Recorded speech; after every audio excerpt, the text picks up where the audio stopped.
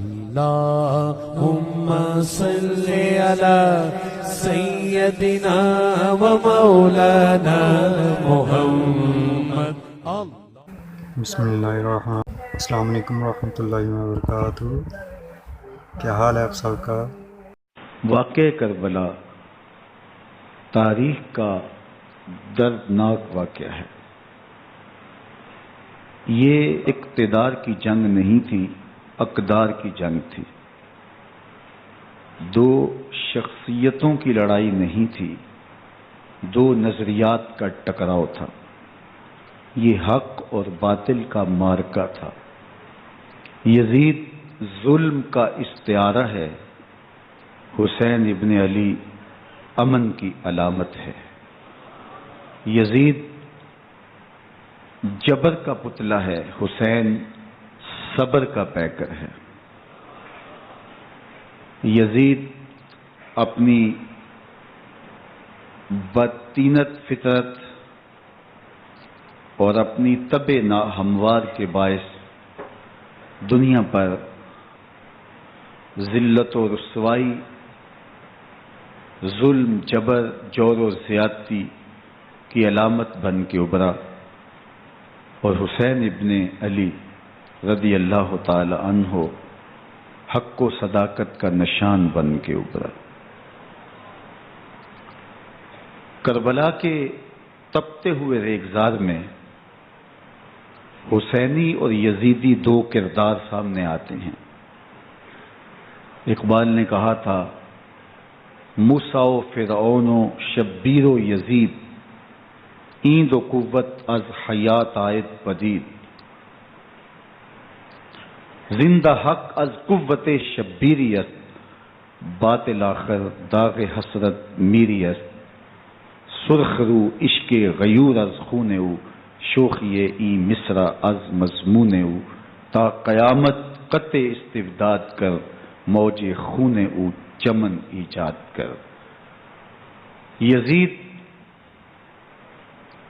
بہدل کی بیٹی محسون کا ناپاک بیٹا تھا، اور حسین محمد عربی کی بیٹی فاطمہ کا شہزادہ تھا. یزید دمشق کے اطراف میں سرجون اور جریر اختل جیسے اوباشوں کے جھرمٹ میں پل کے جوان ہوا. حسین کے گھر کا دروازہ مسجد نبوی کے اندر کھلتا تھا.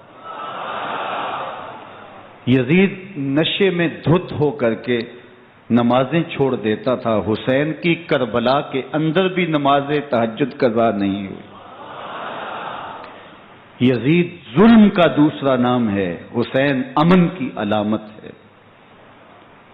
یزید نے زندگی میں ایک مرتبہ حج کیا اور شراب کے مٹکے ساتھ لے کے آیا، اور اختل اور دیگر گویوں اور مغنیوں کو اپنے ساتھ رکھا تاکہ سفر آسانی سے کٹے. حسین ابن علی نے 25 حج سواری ہونے کے باوجود پیدل کیے. یزید حج بیت اللہ کے بعد مدینہ المنورہ آیا اور شراب کی ایک مجلس بپا کی. حضرت امام حسین رضی اللہ تعالی عنہ جب وہاں پہنچے تو شراب کی پھیلی ہوئی بدبو کو محسوس کرتے ہوئے فرمایا، یہ بو کیسی ہے؟ تو نشے میں دھت یزید بولا، یہ شام میں بنتی ہے. اور ایک جام منگوایا اور اس کو پیتے ہوئے دوسرا جام حضرت امام حسین رضی اللہ تعالی عنہ کی طرف بڑھاتے ہوئے کہا، ابا عبداللہ لیجئے. تو حضرت امام حسین رضی اللہ تعالی عنہ نے فرمایا، میں اس کی طرف دیکھتا بھی نہیں ہوں. اور پھر وہ عشقی اشعار پڑھنے لگا. جب یزید کی شراب نوشی کا منظر امام حسین رضی اللہ تعالی عنہ اپنی آنکھوں سے دیکھ چکے تھے تو مجھے بتاؤ یزید کے ہاتھ پہ امام حسین کا پاک ہاتھ کیسے آتا؟ حضرت امام حسین رضی اللہ تعالی عنہ جس ماحول میں پلے تھے، جس ماحول میں پرورش پائی تھی، جس ماحول میں رہے تھے، وہ پاکیزہ اور تقدس ماحول تھا۔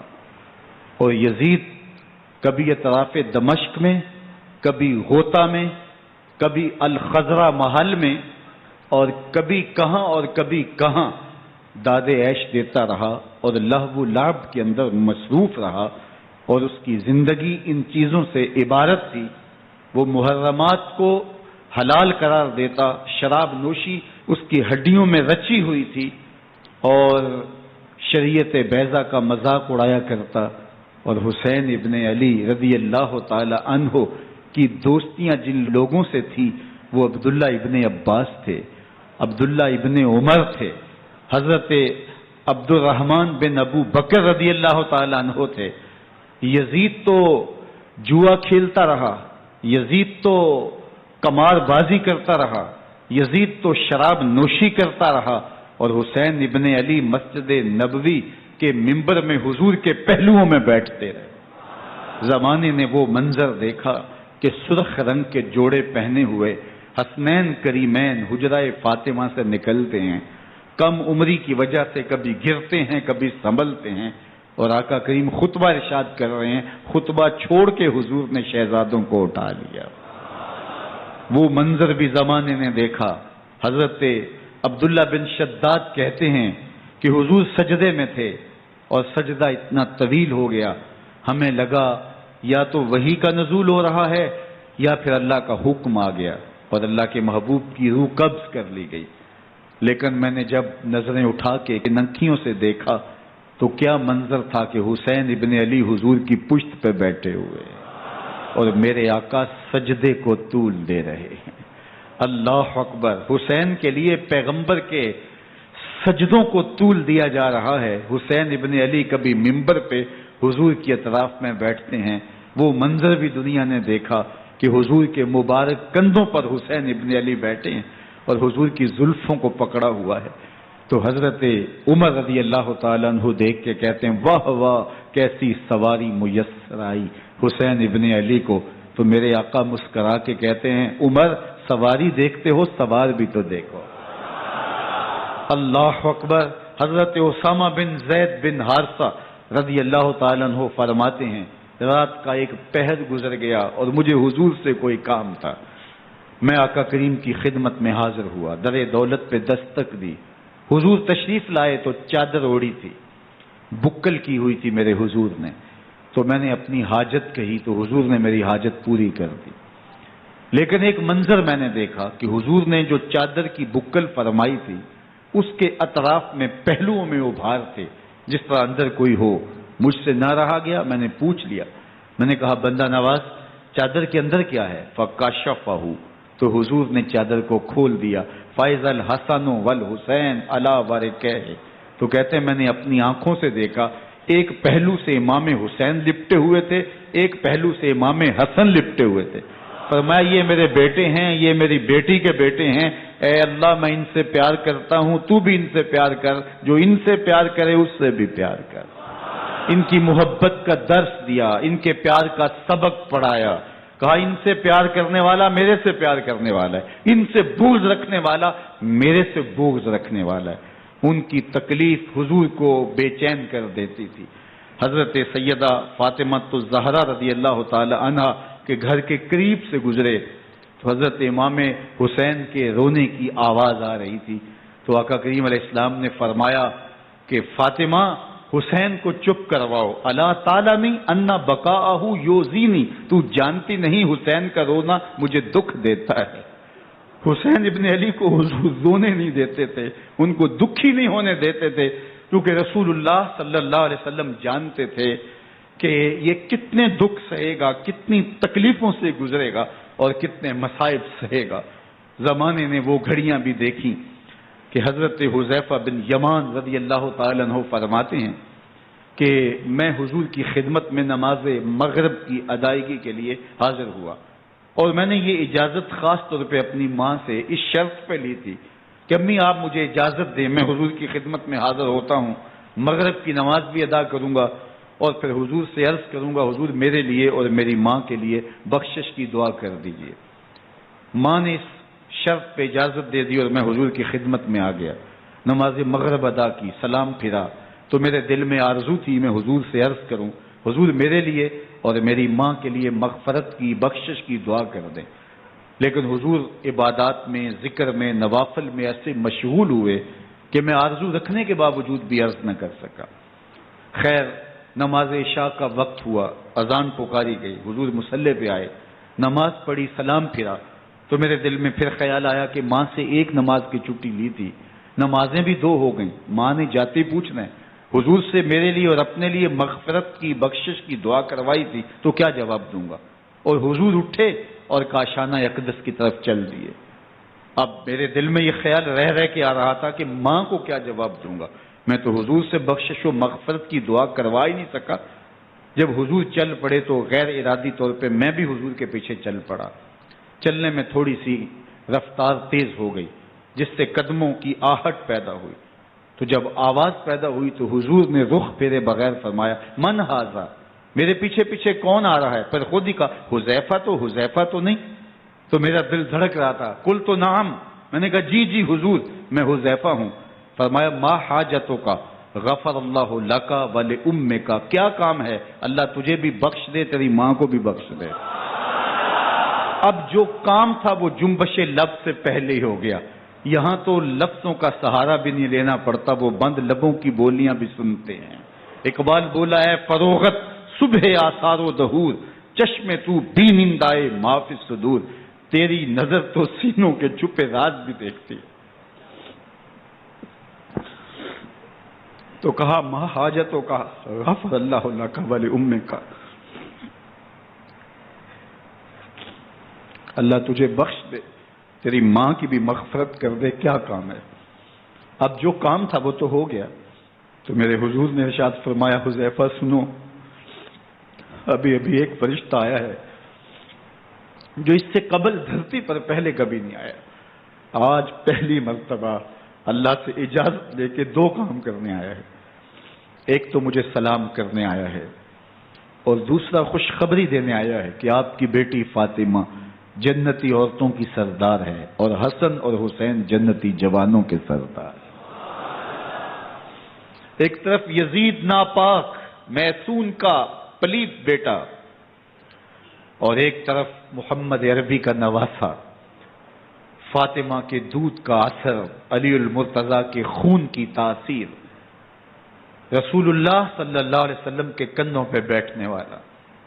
ایک دن حضور نے امام حسین رضی اللہ تعالیٰ عنہ کے ہاتھ پکڑ لیے اور ان کے پاؤں اپنے پاؤں پہ رکھے اور پھر فرمایا بیٹے آگے بڑھو، اور ان کے پاؤں حضور کی پنڈلیوں پہ آئے، پھر کہا بیٹے اور آگے بڑھو، حتیٰ کہ ان کے پاؤں حضور کی رانوں پہ آئے، پھر فرمایا بیٹا اور آگے بڑھو، تو ان کے پاؤں حضور کے مبارک بطن اقدس پہ آئے، پھر بازوؤں کو کھینچ کے اپنے قریب کیا اور حسین ابن علی کے منہ میں اپنی زبان رکھ دی، اور وہ اس طرح چوس رہے تھے جس طرح کھجور چوسی جاتی ہے۔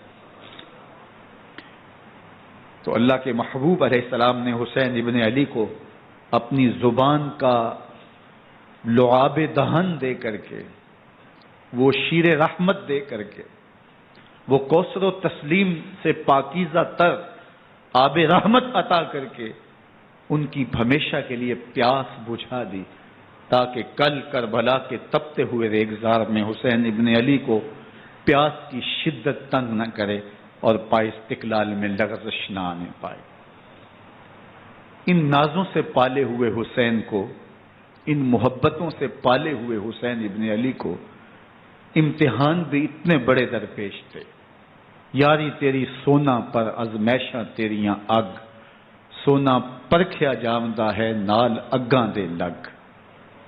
جتنا بڑا شخص ہوتا ہے اتنی آزمائشیں بھی بڑی ہوتی ہیں۔ پیغمبر رحمت کی آغوش میں کھیلنے والا، حجرہ فاطمہ کا جانشین، مصلی رسول کا وارث، منبر رسول صلی اللہ علیہ وآلہ وسلم پر حضور کے مبارک پہلو اور گود میں بیٹھنے والا حسین، حضور کی زبان چوسنے والا حسین، حضور کے کندھوں پہ سواری کرنے والا حسین، آقا کریم علیہ الصلوۃ والسلام کے مبارک سجدے کی حالت کے اندر حضور کی پشت پہ کھیلنے والا حسین، جس حسین کا دروازہ مسجد نبوی کے اندر کھلتا تھا اور یزید کی کرتوتوں کے چشمدید گواہ تھے. یزید جب تخت نشین ہوتا ہے تو اسے یہ فکر ہوتی ہے کہ امام حسین، عبداللہ بن زبیر، عبداللہ بن عمر، عبداللہ ابن عباس یہ میری بیعت کریں.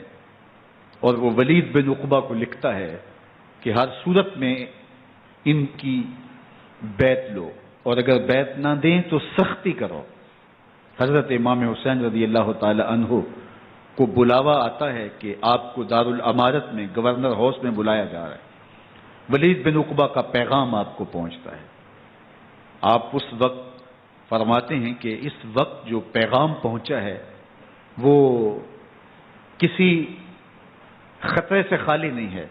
تو کچھ سواروں کو ساتھ لیا، کہا تم دارالامارت کے باہر کھڑے رہنا، اگر میری آواز بلند ہوئی تو اندر آ جانا، ورنہ تم انتظار کرنا. آپ اندر گئے. ولید بن عقبہ نے مروان کو بھی بلایا تھا. مروان بن حکم یہ گورنر مدینہ ولید سے پہلے رہ چکا ہے، تو اس نے مشورہ دیا کہ سختی کی جائے. خیر ولید بن عقبہ نے کہا کہ یہ خط ہے، حضرت امیر معاویہ کا انتقال ہو گیا اور یزید تخت نشین ہوا ہے، لہذا وہ آپ سے بیعت کا مطالبہ کرتا ہے. تو حضرت امام حسین رضی اللہ تعالیٰ عنہ نے فرمایا کہ میرے جیسا شخص یوں چھپ کے بیعت نہیں کر سکتا. اور آپ واپس پلٹے. مروان بن حکم نے ولید بن عقبہ کو کہا کہ یہ موقع ہے جانے نہ دیا جائے، اگر یہ نکل گئے تو دوبارہ تم قابو نہیں پا سکو گے اور انہیں یہیں قتل کر دیا جائے. حضرت امام حسین رضی اللہ تعالیٰ عنہ نے یہ بات سن لی. کہتے ہیں حضرت امام حسین انہی قدموں کے بل واپس پلٹے اور مروان بن حکم سے مخاطب ہو کے کہا، مروان کیا بول رہا ہے؟ وہ خاموش ہو گیا. فرمایا تو جانتا نہیں ہم کون ہیں؟ آنا حسین ابن علی ابن ابی طالب، میں حسین ہوں، میں علی کا بیٹا ہوں. ہمارے گھر میں قرآن اترتا رہا ہے، وحی کا نزول ہوتا رہا ہے، اور یزید فاسق ہے، فاجر ہے، مسلمانوں کا قاتل ہے اور شرابی ہے. میں ڈنکے کی چوٹ پہ یزید کی بیعت سے انکار کرتا ہوں. بس حیدری کچھار سے محمدی شیر نکل آیا ہے. اب اوسان خطا ہو گئے، راستہ چھوڑ دیا، واپس آئے. سیدہ زینب سے ملے، کہا مدینے کو چھوڑنا پڑے گا. کہا بھیا کیا ہوا؟ کہا یزید بیعت لینے پہ مصر ہے اور میں کسی صورت بھی بیعت نہیں کروں گا. رسول اللہ کا مدینہ ہمارے خون سے لالہزار بنے گا. میں نہیں چاہتا کہ حضور کے شہر نور کی حرمت پامال ہو. دوستو وہ کیسا منظر ہوگا جب حسین ابن علی نے آخری حاضری حضور کے روضے پہ دی ہوگی. حاجی یا معتمر 10 دن کے لیے، 8 دن کے لیے، 20 دن کے لیے مدینہ المنورہ عارضی سکونت اختیار کرتا ہے اور حضور کے روضہ انور سے، اس شہر نور سے، ان گلیوں سے، ان بام و در سے ایسا مانوس ہو جاتا ہے کہ جب واپس پلٹ رہا ہوتا ہے ان دعاؤں کے ساتھ کہ دوبارہ آنا بھی نصیب ہو، اور اسے لگتا ہے کہ میں دوبارہ بھی بلایا جاؤں گا، لیکن اس کے باوجود شہر حبیب چھوڑنا قیامت سے کم نہیں ہوتا. اعظم چشتی مرحوم آخری بار جب حضور کے روضہ انور پہ گئے تو بیمار تھے، ویل چیئر پہ تھے. باب بقی سے باہر نکلے تو خادم سے کہا کہ میری ویل چیئر پیچھے سے کھینچو تاکہ میرا رخ روضہ انور کی طرف رہے. اور وہ پیچھے سے کھینچتا چلا جا رہا ہے. اور جب باب مکہ سے پیچھے جنت البقیع کے قریب سے گنبد خضرا نگاہوں سے اوجل ہونے لگا تو اعظم چشتی مرحوم نے کہا، جان بدن سے نکلتی ہے اعظم، جان بدن سے نکلتی ہے اعظم، کوئی آسان ہے مدینے سے جدا ہونا.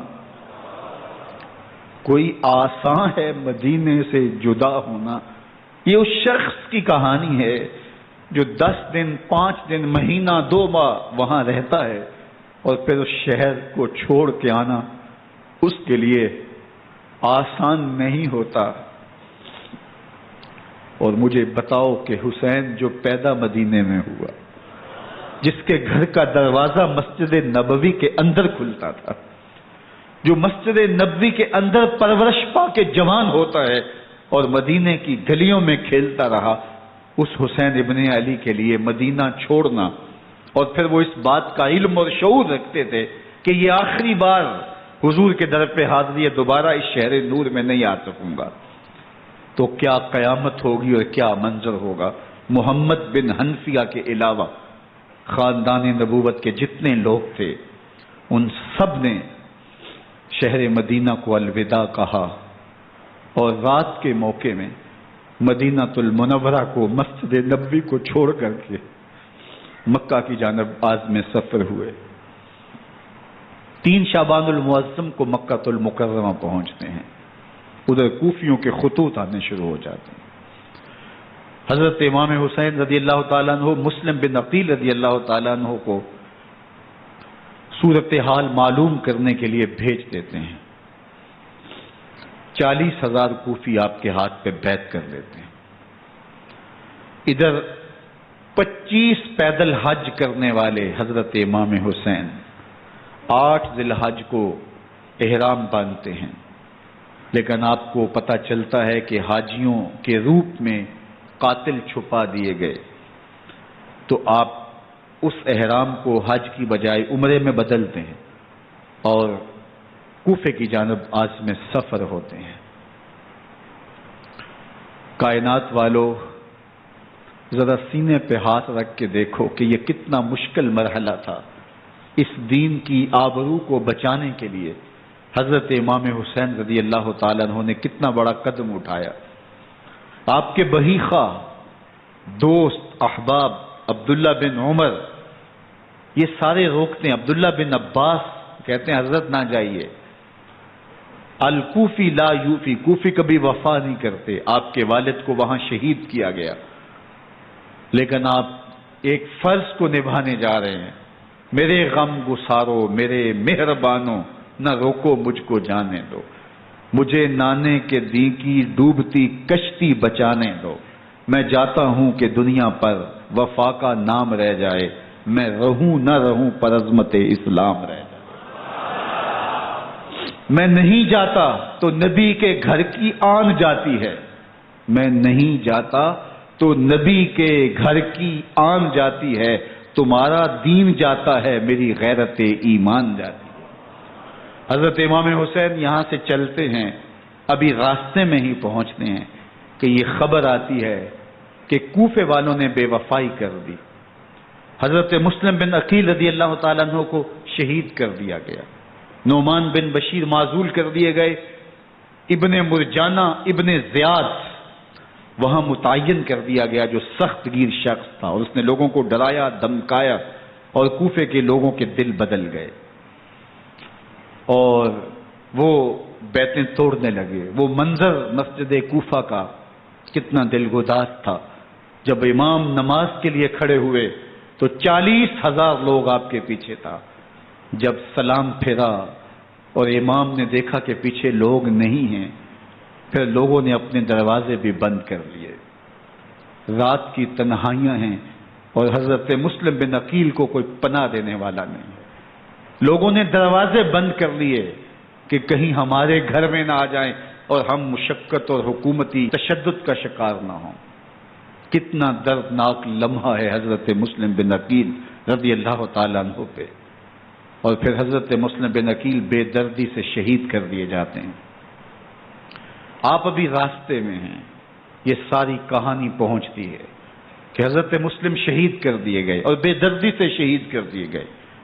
وہ جنہوں نے خط لکھے تھے کہ ہم آپ کے ساتھ ہیں اور ہم منتظر ہیں، چشم برا ہیں، آپ کے قدموں کی چاپ سننے کے لیے بےتاب ہیں، آج انہوں نے بیتیں توڑ دی۔ 40,000 کوفی منحرف ہو گئے۔ مسجد کوفہ کا وہ منظر کس قدر روح کو تڑپا دینے والا تھا۔ ہم پچھلے سال عصر اور مغرب کے درمیان جب کوفہ پہنچے تو سورج ڈوبنے کے قریب تھا۔ میں نے اپنی زندگی میں اتنا اداس موسم کہیں نہیں دیکھا جتنا اداس موسم کوفے میں دیکھا۔ ایسے لگتا تھا جس طرح کوفے کی آب و ہوا آج بھی شرمندہ ہے۔ جو مسلم بن عقیل اور خاندان نبوت کے ساتھ اہل کوفہ نے کیا، حضرت امام حسین رضی اللہ تعالیٰ عنہ کو ان کے بہی خواہوں نے، اعزاء نے، اقربا نے، دوستوں نے، آوان و انصار نے، ساتھیوں نے کہا کہ حضرت حالات یکسر تبدیل ہو گئے، اب ہمیں مراجعت کر جانی چاہیے، واپس پلٹ جانا چاہیے۔ تو حضرت امام حسین کافی سوچ بچار میں رہے۔ پھر اس کے بعد آپ نے فیصلہ کیا کہ ہم آگے بڑھیں گے۔ دوستوں نے کہا کہ حضرت اگر آپ آگے بڑھیں گے تو ہمیں لگتا ہے کہ وہ آپ کے ساتھ سلوک اچھا نہیں کریں گے اور آپ بچوں کے سامنے پیاسے شہید کر دیے جائیں گے۔ تو حضرت امام حسین رضی اللہ تعالیٰ عنہ نے وہاں ایک خطبہ ارشاد فرمایا کہ لوگوں تم جو مجھے بتا رہے ہو مجھے اچھی طرح معلوم ہے، جو تم مجھے منظر پیش کر رہے ہو وہ میری نگاہوں میں ہے، اور جو کچھ ہونے والا ہے چشم تصور وہ منظر دیکھ رہی ہے۔ کیونکہ حضرت امام حسین رضی اللہ تعالیٰ عنہ کی شہادت کی خبر حضرت امام حسین کے پیدا ہوتے ہی خاندان نبوت میں عام تھی۔ حضور علیہ الصلوۃ والسلام کو یہ بات جبریل امین نے آ کے بتائی تھی جب حسین ابن علی کے ساتھ حضور محبت کا اظہار کر رہے تھے، تو یہ جبریل امین نے آ کے کہا تھا حضور آپ کا یہ بیٹا ارض طف میں شہید کر دیا جائے گا، اور کربلا کی مٹی لا کے حضور کو دی اور ام سلمہ کو حضور نے عطا کر دی۔ حضرت ام سلمہ کہتی ہیں کہ ایک دن میں سوئی تو خواب دیکھا کہ حضور کے مبارک بال بکھرے ہوئے ہیں اور سخت پریشان ہیں، تو میں نے کہا کہ حضور آپ کی یہ کیا حالت ہے؟ وَبِيَدِهِ قَارُورَةٌ، اور حضور کے ہاتھ میں ایک شیشی ہے، فِيهَا دَمٌ، جس کے اندر خون ہے۔ تو میں نے کہا حضور یہ کیا؟ فرمایا میں قتل گاہ حسین سے آ رہا ہوں اور یہ حسین ابن علی کا خون ہے۔ تو کہا 10 محرم کا دن تھا، دوپہر کا یہ منظر تھا، میں کیلولہ کر کے اٹھی، جب میں نے دیکھا تو وہ شیشی جس میں کربلا کی مٹی رکھی تھی وہ خون بن چکی تھی۔ تو یہ خبر پہلے دی گئی تھی، یہ بتا دیا گیا تھا۔ فرمایا میرے دوستو جو تم مجھے بتاتے ہو میں اس سے بے خبر نہیں ہوں، یہ سب کچھ ہونے والا ہے، لیکن اس کے باوجود میں کیوں جا رہا ہوں؟ تو آپ کا ایک تاریخ ساز جملہ ہے جو کربلا کے فلسفے کو ہمارے سامنے رکھتا ہے کہ یہ اتنا بڑا امتحان کیوں دیا۔ حضرت امام حسین رضی اللہ تعالیٰ عنہ نے فرمایا وَلَكُمْ فِيَّ أُسْوَةٌ، میں اس لیے جا رہا ہوں قیامت تک ظلم، جبر اور ناانصافی کے خلاف کھڑے ہونے والوں کے لیے کوئی نمونہ تو ہو۔ میری زندگی قیامت تک ظلم، جبر اور استحصالی نظام کے خلاف کھڑے ہونے والوں کے لیے نمونہ ہے۔ تو حضرت امام حسین رضی اللہ تعالیٰ عنہ نے حق اور باطل کے درمیان ایک سرخ لکیر کھینچ دی اپنے خون سے۔ اب حق اور باطل کا امتیاز کرنا مشکل نہیں ہے، کوئی باطل پہ اڑا رہے تو الگ بات ہے، لیکن امتیاز کرنا مشکل نہیں ہے۔ حدود بالکل واضح کر دی۔ اقبال نے یہاں کتنی خوبصورتی کے ساتھ اس مضمون کو نبھایا۔ سرخ رو عشق غیور از خون او، شوخی این مصرع از مضمون او، تا قیامت قطع استبداد کر، موج خون او چمن ایجاد کر۔ ایک جہاں آباد کر دیا، حق اور باطل کی راہیں اجال دی۔ اب لوگوں کو یزید کا چہرہ پہچاننے میں دیر نہیں لگتی، وقت کے ہر یزید کا چہرہ آسانی سے پہچانا جا سکتا ہے۔ یہ معرفت زمانے کو کروائی کس نے؟ حسین ابن علی نے کروائی رضی اللہ تعالی عنہ۔ تو حضرت امام حسین نے فرمایا کہ جو میرے ساتھ ہونے والا ہے میں اچھی طرح جانتا ہوں، لیکن میں اس کے باوجود آگے بڑھوں گا۔ پھر بڑھے اور کربلا میں جا کے خیمہ زن ہو گئے۔ 7 محرم کو پانی بند کر دیا گیا۔ پانی بند ہوا تو کھانا بھی میسر نہیں تھا، لیکن ذکر پانی کا ہوتا ہے اس لیے کہ کھانے کے بغیر انسان کئی دن کاٹ لیتا ہے، لیکن پانی کے بغیر گزر نہیں ہوتی۔ تو فرات کی نہر سامنے اپنی موجوں کے ساتھ چمک رہی ہے، لیکن ایک قطرہ آب بھی آل رسول کو نہیں دیا جا رہا۔ کائنات کے اندر ایسے انوکھے امتحان بھی ہوتے ہیں، وارث ہوں ساقی کوثر کے، مالک ہوں حوض کوثر کے، اور بیٹے ہوں ساقی کوثر کے، اور آج ایک بوند پانی کی بھی میسر نہ ہو۔ صبر کا امتحان ہے، عزیمت کا امتحان ہے۔ حضرت امام حسین رضی اللہ تعالیٰ عنہ خیمہ زن ہو گئے، 3 دن تک پانی بند رہتا ہے۔ 9 محرم کو رات کی تنہائی میں حملہ آور ہونا چاہتے ہیں، لیکن آپ نے کہا کہ ہمیں اللہ کے حضور عبادت اور ذکر کے لیے وقت دیا جائے۔ ساری رات ذکر میں گزرتی ہے، عبادات میں گزرتی ہیں۔ رات کے اندھیرے میں آپ چراغ بجھا دیتے ہیں۔ آوان و انصار کو کہتے ہیں کہ ان کی دشمنی میرے ساتھ ہے، انہیں میرا خون چاہیے، اگر تم رات کی تاریکی میں نکل جاؤ تو میں تم سے کوئی مواخذہ نہیں کروں گا، اور یہ بھی تمہارا پیچھا نہیں کریں گے، اس لیے کہ ان کا مطلوب تم نہیں ہو، ان کا مطلوب میں ہوں۔ جب چراغ جلایا تو کوئی بھی نہیں گیا۔ مسلم بن نوسجہ کھڑے ہو کے کہتے ہیں، حضرت اگر ہمارے بدن کو 70 بار کاٹا جائے اور جلایا جائے اور ہواؤں میں اڑا دیا جائے پھر بھی آپ کا ساتھ نہیں چھوڑیں گے۔ 70 سال کے بوڑھے ہیں حبیب بن مظاہر، کہتے ہیں حضرت آپ کو چھوڑ کے جائیں کہاں، آپ کو چھوڑ کے جائیں کہاں؟ کوئی ساتھ چھوڑنے کے لیے تیار نہیں ہے۔ پیاس ہے، سخت گرمی ہے، کربلا کا ماحول ہے، 72 افراد اور خاندان کی خواتین میدان کربلا میں خیمہ زن ہیں۔ دوسری طرف لشکر اعداء اشقیا 22,000 کی تعداد میں مقابلے میں، ایک روایت 30,000 کی ہے۔ ان صرف 72 پیاسے لوگوں کے لیے اتنے لوگوں کو جمع کرنے کا مقصد خوف زدہ کرنا تھا۔ شرط ہے کہ یا یزید کی بیعت کر لیں، محاصرے توڑ دیں گے، پانی دستیاب ہوگا، اعزاز و اکرام سے نوازا جائے گا، خزانوں کے منہ کھول دیے جائیں گے۔ لیکن حسین ابن علی کہتے تھے سب کچھ لٹ جائے گا، باطل کے ہاتھ پہ ہاتھ نہیں رکھوں گا۔ اللہ اکبر۔ اب صبح طلوع ہوتی ہے، عاشور کا دن چڑھتا ہے، سورج اپنی پوری تمازت کے ساتھ گرمی برسا رہا ہے۔ آج خاندان نبوت کا امتحان زمانے نے دیکھنا ہے۔ رسول اللہ کا لعاب چوسنے والا اس کے صبر کا آج امتحان ہے۔ حضور کے کندھوں پہ کھیلنے والے حسین کا آج امتحان ہے۔ اللہ اکبر۔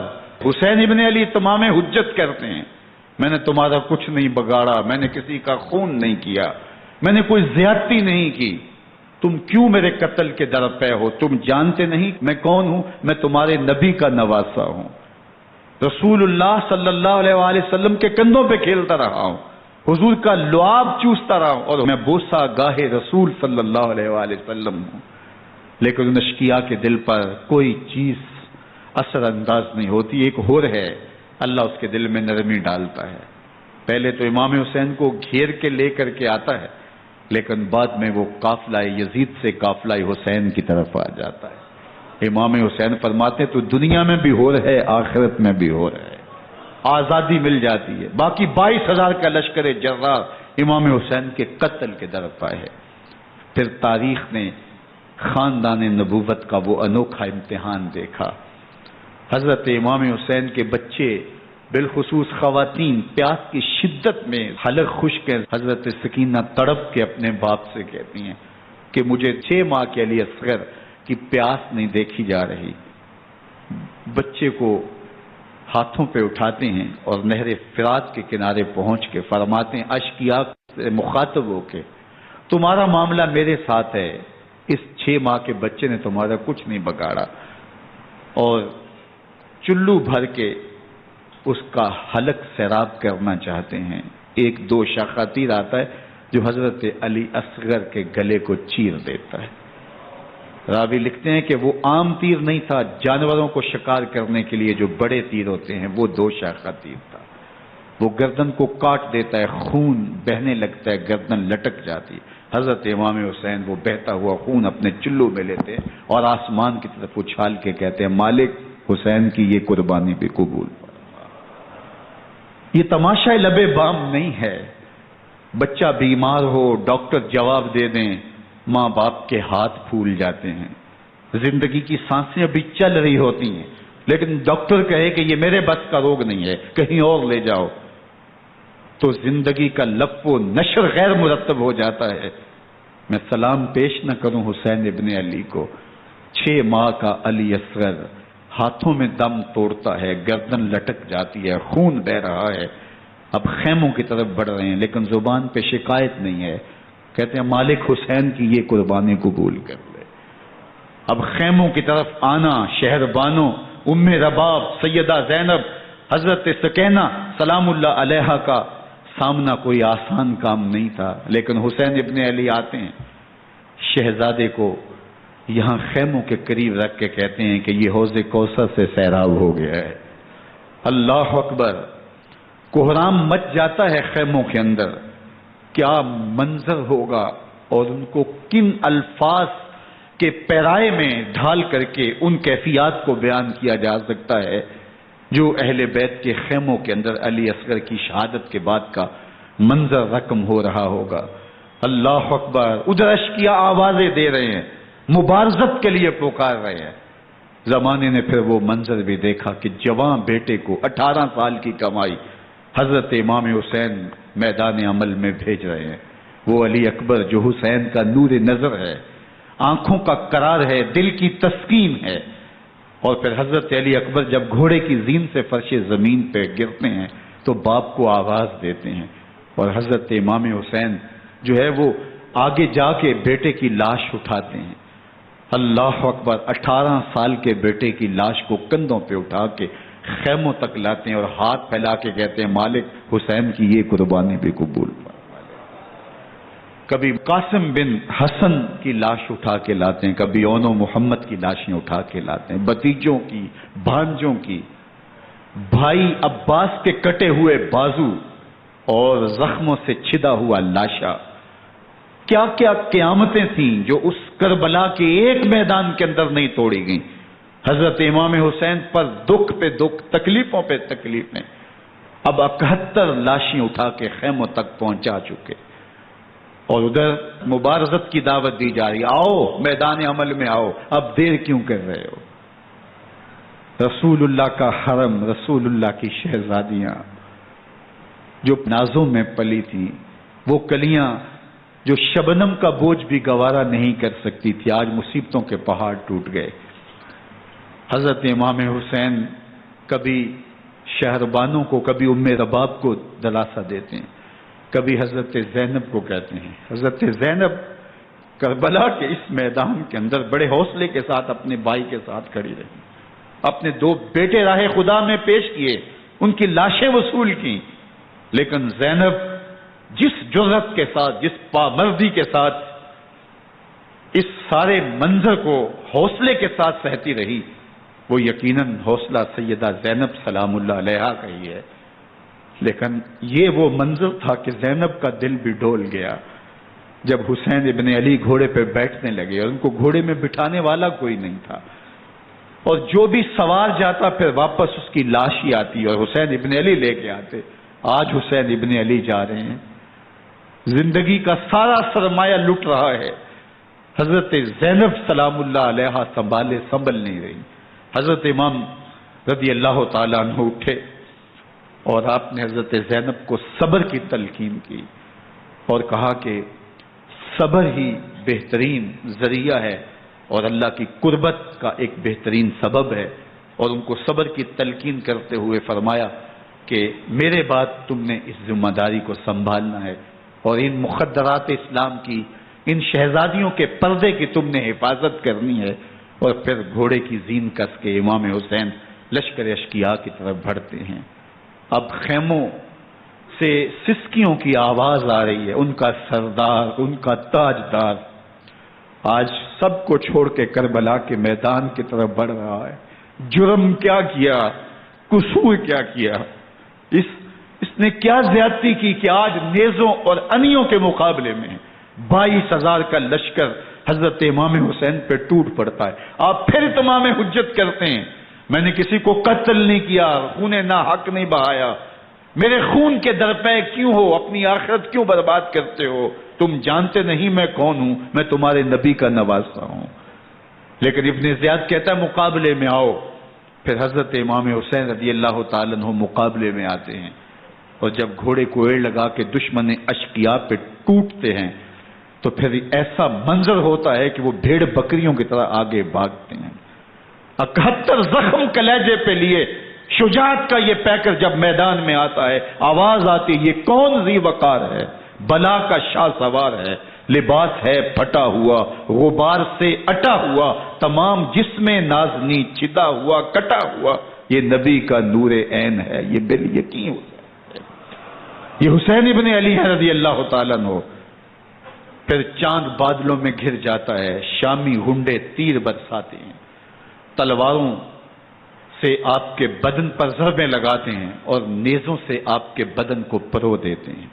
جب آپ کا پیراہن بعد میں اتارا گیا تو آپ کے پیراہن میں 122 سوراخ تیروں کے تھے، 33 زخم تلواروں کے اور 34 گھاؤ نیزوں کے تھے۔ جب گھوڑے کی زین سے فرش زمین پر آئے، بدن چھلنی تھا، زخم زخم سے خون بہ رہا تھا، 3 دن کا پیاسا حسین، اللہ اکبر، بدن زخموں سے چور، 71 لاشیں کلیجے پہ لیے، مخدرات اسلام کے پردے کا خیال دل میں الگ ہے، لیکن گھوڑے کی زین سے جب فرش زمین پہ امام حسین آتے ہیں، زبان پہ ہائے نہیں، نالا و شیون نہیں، چیخ و پکار نہیں، آتے ہی پیشانی سجدے میں رکھتے ہیں اور پکارتے ہیں اللہم ردن بقضائک وصبرن علی بلائک تسلیما لامرک سبحان ربی الاعلی۔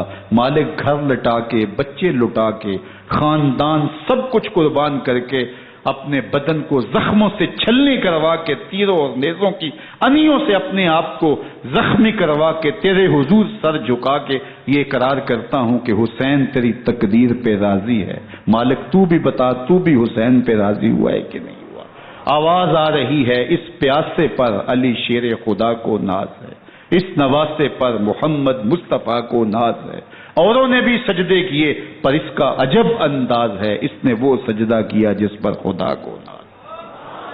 حسین ابن علی رضی اللہ تعالیٰ عنہ کا سر انور دستے قاتل نے تب کاٹا جب وہ سجدے میں جھکا ہوا تھا۔ یزید نے کہا میں بیعت لوں گا، امام حسین نے کہا کبھی بھی نہیں دوں گا، یہ سر کٹ سکتا ہے جھک نہیں سکتا۔ سر کاٹ کے نیزے کی نوک پہ چڑھا دیا گیا اور یہ اس بات کا اعلان تھا کہ ہم جیت گئے اور حسینی ہار گئے، اور لشکر یزید میں غوغا مچ گیا، نقارے بجنے لگے کہ ہم جیت گئے، دیکھو امام حسین شہید کر دیے گئے، اور سر کاٹ کے نیزے کی نوک پہ چڑھایا گیا۔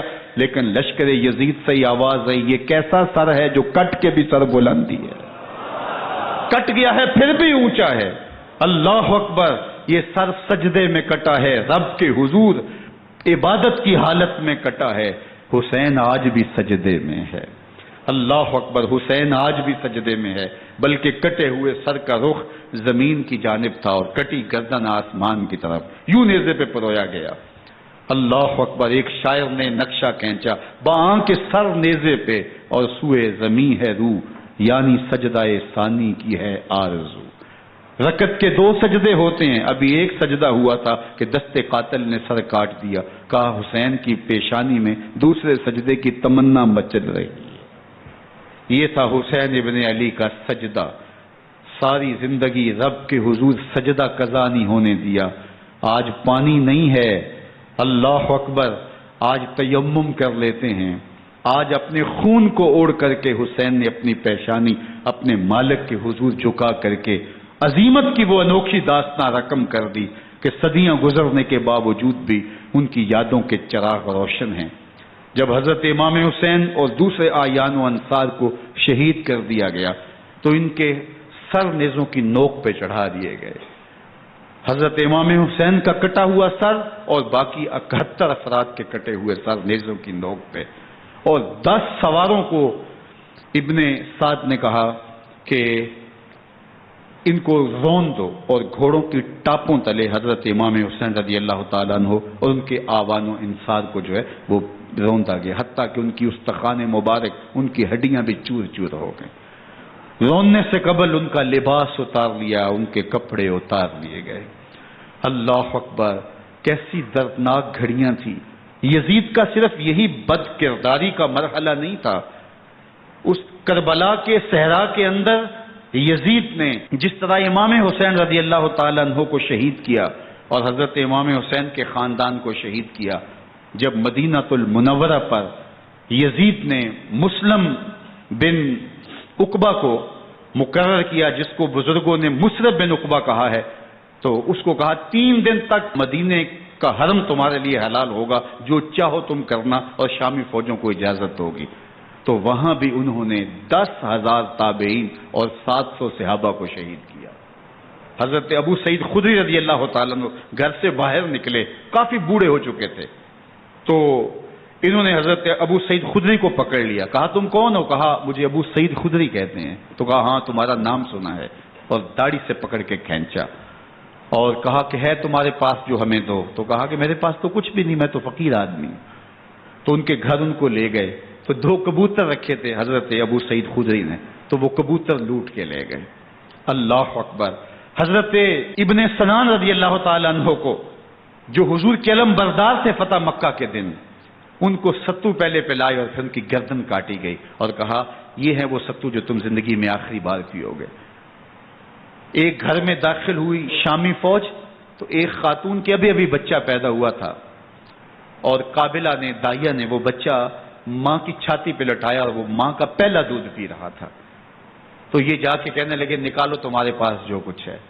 تو اس خاتون نے کہا تم جانتے ہو یہ بچہ کون ہے؟ تو انہوں نے کہا ہم نہیں جانتے۔ کہا یہ حضرت ابن ابی کبشہ انماری رضی اللہ تعالیٰ عنہ کا بچہ ہے، اور یہ وہ صحابی ہیں کہ جو بیت الشجرہ کے موقع پہ حضور کے ہاتھ پہ بیعت کرتے ہیں۔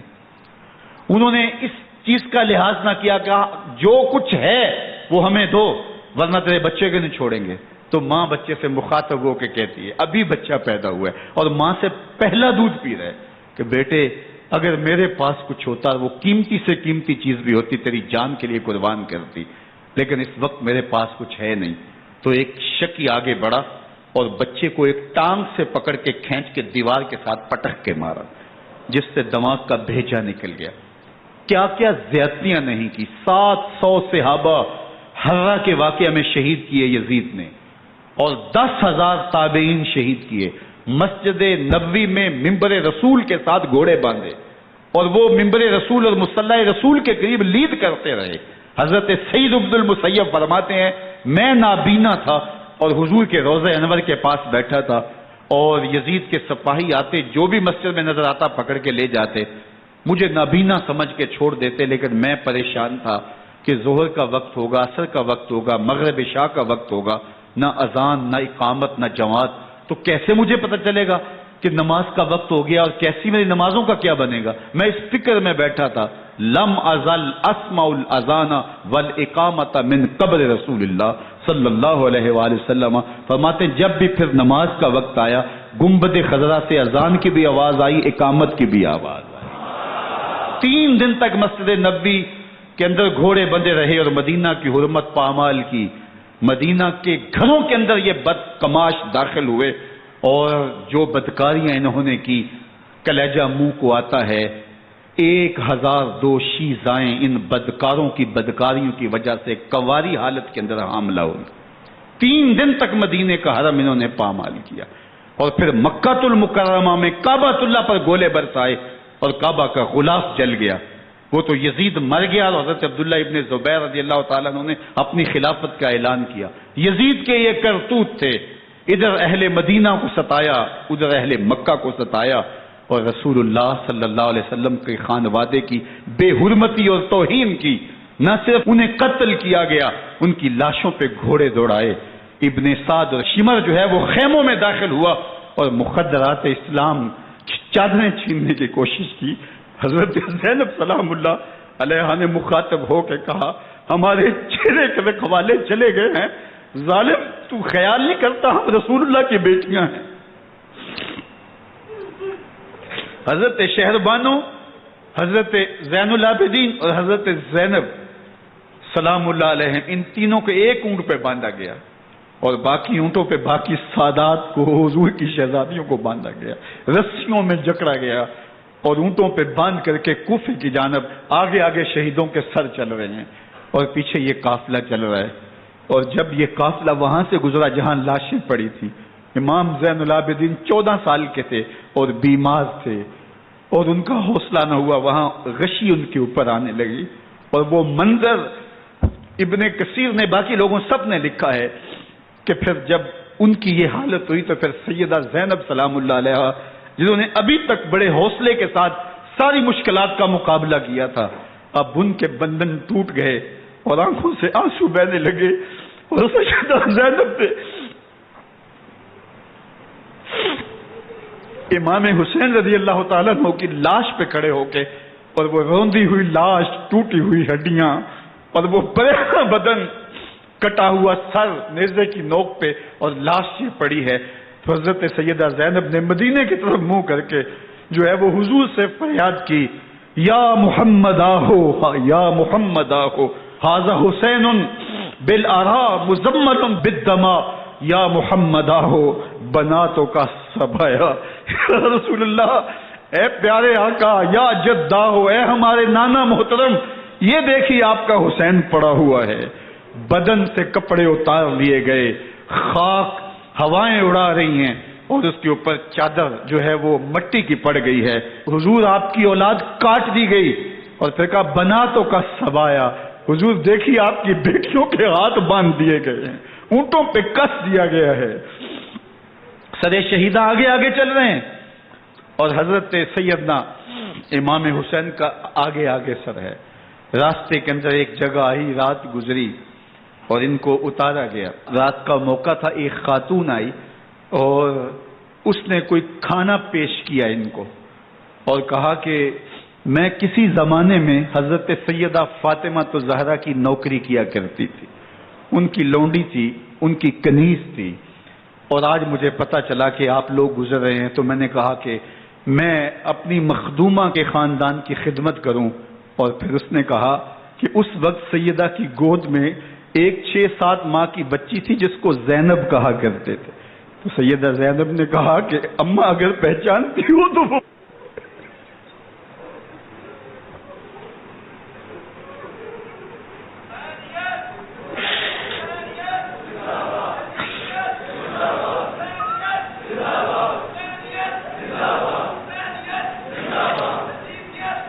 یہ تاراج اور لٹا ہوا کارواں پھر وہاں سے کوفے میں کیسے پہنچا، اور کوفے کے اندر سیدہ زینب سلام اللہ علیہا نے وہ یزید کے دربار میں، ابن زیاد کے دربار میں وہ جرأت آمیز جو باتیں کہیں، اللہ اکبر، زینب کی زبان میں علی کی خطابت بول رہی تھی، اور پھر دشمن اور دوست سارے رونے لگے، اور وہ کیا دل گداز منظر تھے، اور پھر یہ سروں کا قافلہ اور سادات کرام کا مشکیں کسی ہوئی ہیں اور اونٹوں پہ باندھے ہوئے، ان کو وہاں سے پھر قادسیہ اور قادسیہ سے پھر دمشق یزید کے دربار میں پہنچایا گیا، اور وہاں سے یہ لٹے ہوئے خانمہ برباد تاراج لوگ مدینہ المنورہ میں کیسے پہنچے، اور اہل مدینہ نے کیسے استقبال کیا، اور وہ منظر کتنا دل گداز تھا جب اہل مدینہ زینب سے پوچھتے تھے زینب حسین کہاں ہے؟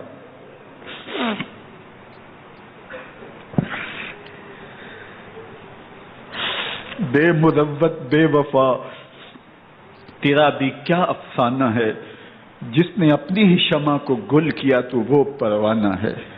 اپنے پیغمبر کے شہزادوں کو اور اپنے پیغمبر کی شہزادیوں کو جو دکھ اس امت نے دیے، یہ کائنات کی ایک انوکھی داستان ہے۔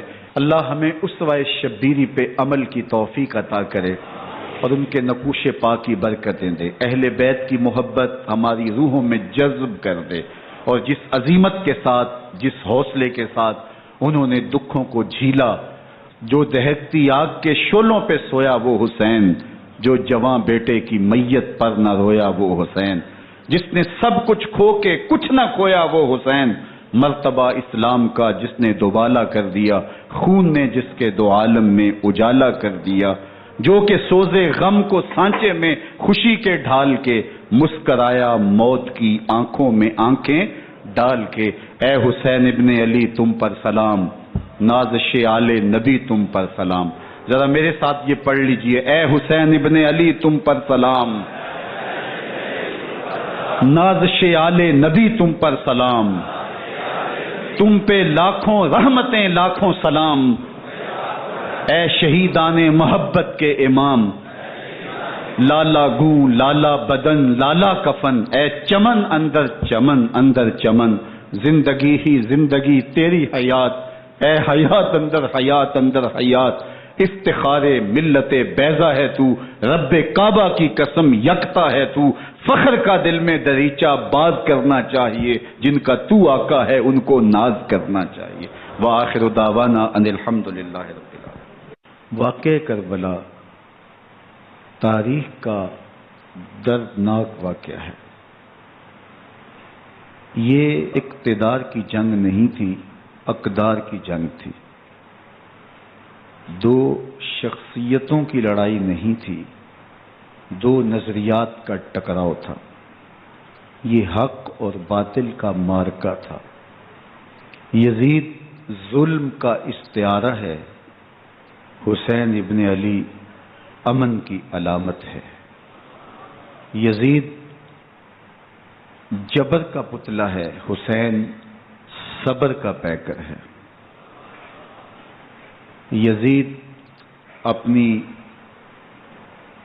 بدطینت فطرت اور اپنی طبع ناہموار کے باعث دنیا پر ذلت و رسوائی، ظلم، جبر، جور و زیادتی کی علامت بن کے ابھرا، اور حسین ابن علی رضی اللہ تعالی عنہ حق و صداقت کا نشان بن کے ابھرا۔